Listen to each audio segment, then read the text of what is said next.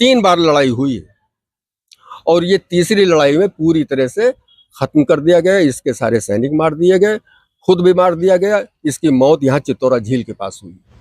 एक तरफ जहां महाराष्ट्र में औरंगजेब को लेकर सियासत चरम पर है, हिंदू संगठन औरंगजेब को कुशासन बताकर उसकी कब्र को उखाड़ने पर आमादा है, तो दूसरी ओर उत्तर प्रदेश में महमूद गजनवी के भांजे सैयद सलार मसूद गाजी के नाम पर होने वाले मेले के लिए संभल जिला प्रशासन ने अनुमति देने से साफ मना कर दिया है, जिसकी चर्चा भी काफ़ी जोर पकड़ रही है। अब जब सैयद सलार मसूद गाजी, जिसे भारत में एक विदेशी आक्रता के तौर पर बताया जा रहा है, संभल के एडिशनल एसपी ने तो बाकायदा कैमरे के सामने उनका महिमा मंडल करने वालों को राष्ट्रविद्रोही तक कह दिया है। ऐसे में सलार मसूद गाजी को लेकर खासी उत्सुकता देखी जा रही है। क्या है सैयद सलार मसूद गाजी का भारत में इतिहास और बहराइच में क्या है कनेक्शन, जाने सब कुछ इस खबर में।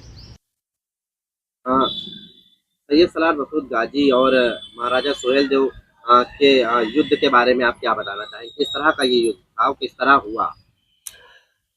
जी, सैयद सलार मसूद जो है ये महमूद गजनवी के सगे भांजे हैं और ये सोमनाथ मंदिर की लूट में महमूद गजनवी के साथ थे, जो 16वें आक्रमण माना जाता है महमूद गजनवी का।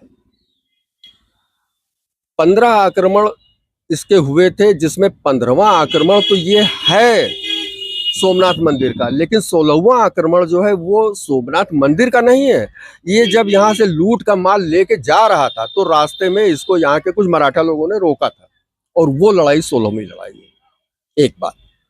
दूसरी बात, ये वहां से देश निकाला इसको मिला था, क्योंकि मूर्ति के बदले सोना लेकर के महमूद गजनवी ने यहाँ के डेलीगेट से तय कर लिया था और महमूद ने इसको एतराज जताया कि आप ऐसा ना करें, ये मूर्ति बेचना हो जाएगा, आप खुदा को क्या मुंह दिखाइएगा। इस आधार पर महमूद गजनवी ने वो मूर्ति भी नहीं दी और सोना भी रख लिया।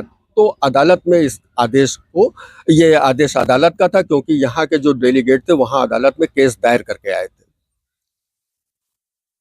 आदेश में इसको देश निकाला मिला, ये वहां से चल दिया।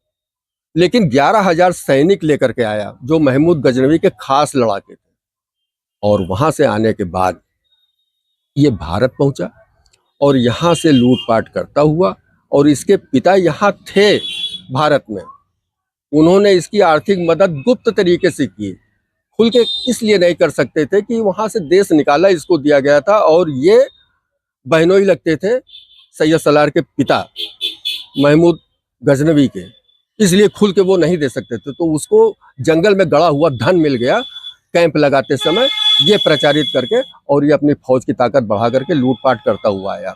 यही पयागपुर के पास में एक सोमनाथ मंदिर के नाम से पुराना मंदिर है, उसको ये समझता था कि वैसे ही वैभवशाली ये मंदिर होगा, और बाधा तो बन गए राजा सुहेलदेव।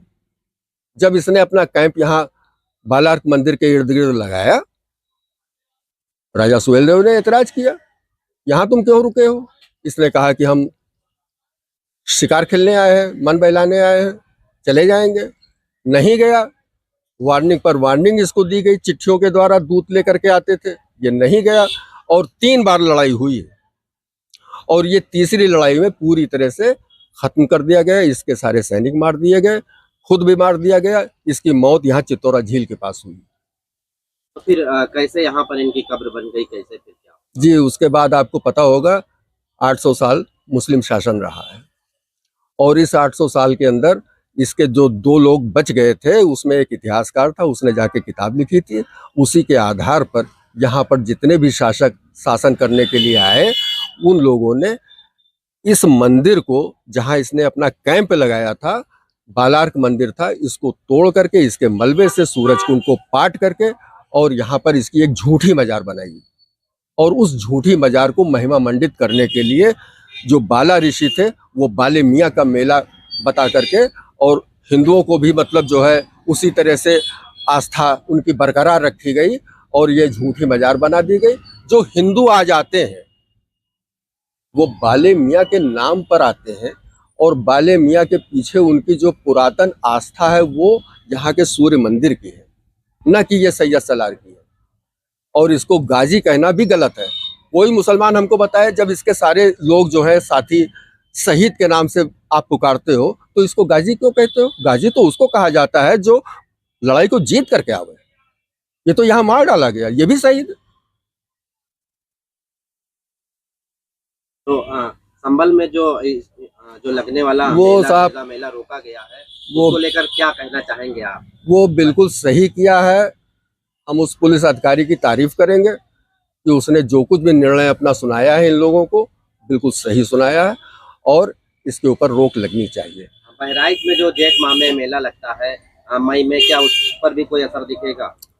देखिए, असर तो वो सामने दिख रहा है बिना रोक लगाए, क्योंकि उस समय जो मेला आज से 25 साल पहले होता था, 1 महीने के लिए पूरी बाजार में मुस्लिम लोगों का बिल्कुल भीड़ भड़क्का, ट्रेनों में जगह नहीं, और इनके बांस बल्ली में जिसमें कपड़ा लपेटा हुआ है, आज उसमें कमी आई है, आपको दिख रहा है।